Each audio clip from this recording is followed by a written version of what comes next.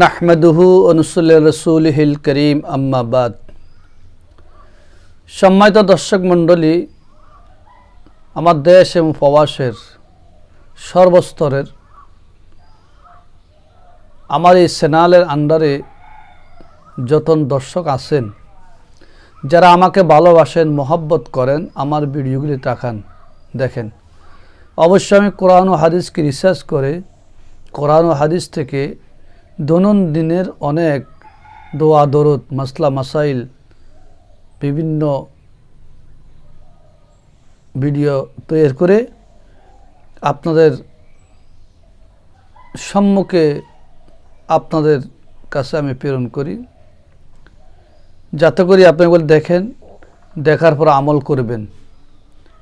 কোরআন ও হাদিসকে রিসার্চ করে অনেকগুলা দোয়া দরুদ আমি আপনাদের জন্য দৈনন্দিন দোয়া দরুদগুলি আমি আপনাদের জন্য আলোচনা করে আমার এই ভিডিওর মাধ্যমে আমি আপনাদের কাছে পৌঁছাই, আমি আপনাদের কাছে পাঠাই। তো অবশ্যই আপনারা এই দোয়া দরুদগুলো অবশ্যই যখন পাবেন, আমার ভিডিও পাবেন, আমার এই ভিডিওটা অবশ্যই আপনারা দেখবেন। আমরা আজকে আমার গুরুত্বপূর্ণ আলোচনা হলো দুরূদ শরীফ ফজিলত সম্পর্কে।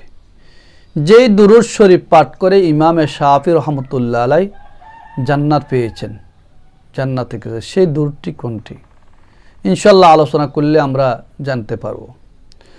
হযরত ইমাম শাফি রহমতুল্লাহ আলাইহির ইন্তেকালের পরে তার একজন ছাত্র তাকে স্বপ্ন দেখলেন। স্বপ্ন দেখার পরে ইমাম শাফিকে প্রশ্ন করলেন, হুজুর, আপনার এখন কি অবস্থা? আল্লাহ রাব্বুল আলামিন আপনার সাথে কি ব্যবহার করেছেন? ইমাম শাফি রহমতুল্লাহ আলাইহি বলেছেন, আমার আল্লাহ আমাকে মাফ করে দিয়েছেন, আমাকে ক্ষমা করে দিয়েছেন, আর আমাকে জান্নাতে নেওয়ার জন্য ফেরেশতাদেরকে হুকুম দিয়েছেন, আদেশ দিয়েছেন। এই ফল পাওয়ার, এই নেয়ামত পাওয়ার কারণ একটাই, একটি দুরূদ শরীফের উপর আমি আমল করেছি।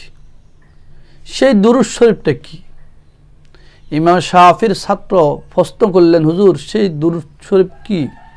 যে দুরূদের কারণে আপনি জান্নাত পেয়েছেন, যে দুরূদের কারণে আল্লাহ আপনাকে ক্ষমা করে দিয়েছেন। ইমাম শাফি রহমতুল্লাহ বললেন দুরূদটি হলো, আল্লাহুম্মা সাল্লি আলা মুহাম্মাদিন কুল্লামা যাকারাহুল্লাহু যাকিরুনা ওয়া কুল্লামা গাফালা আন যিকরিহিল গাফিলুন। রাওয়াহু রাওজাতুল আখবার। এই দুরূদ শরীফ, এই দুরূদের অনেক ফজিলত, এই দুরূদের অনেক গুরুত্ব রয়েছে। দুরূদের অর্থ হলো, হে আল্লাহ, মুহাম্মদ রাসূলুল্লাহ সাল্লাল্লাহু আলাইহি ওয়াসাল্লামের উপর রহমত নাজিল করুন। আর যখন জিকিরকারীরা জিকির করে সদা সর্বদা তাদের উপর আপনি রহমত বর্ষণ করেন। তাহলে এই দুরূদের ফজিলত অনেক বেশি, অনেক বেশি। ইমাম শাফি রহমতুল্লাহ আলাইহি যোগ শ্রেষ্ঠ ইমাম ছিলেন। চারজন ইমামের মধ্যে একজন ইমাম হলো ইমাম শাফি। সে ইমাম আবু হানিফা রহমতুল্লাহ আলাই, ইমাম শাফি রহমতুল্লাহ আলাই, ইমাম হাম্বল রহমতুল্লাহ আলাই, ইমাম মালিক রহমতুল্লাহ আলাই। এই চারজন ইমাম হলো যোগ শ্রেষ্ঠ ইমাম। এই চারজন ইমামের মাসলা মাসাইলকে ফলো করে কিন্তু মুসলিম উম্মাহার লোকার শরীয়ত ফলো করে, মানে এই চারজন ইমামের মাসলা মাসাইল থেকে তারা শরীয়ত মেনে চলে।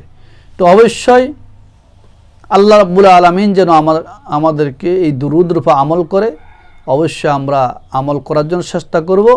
আর আপনাদের কাছে আমার অনুরোধ হলো অবশ্যই আমার এই চ্যানেলটি একেবারে নতুন।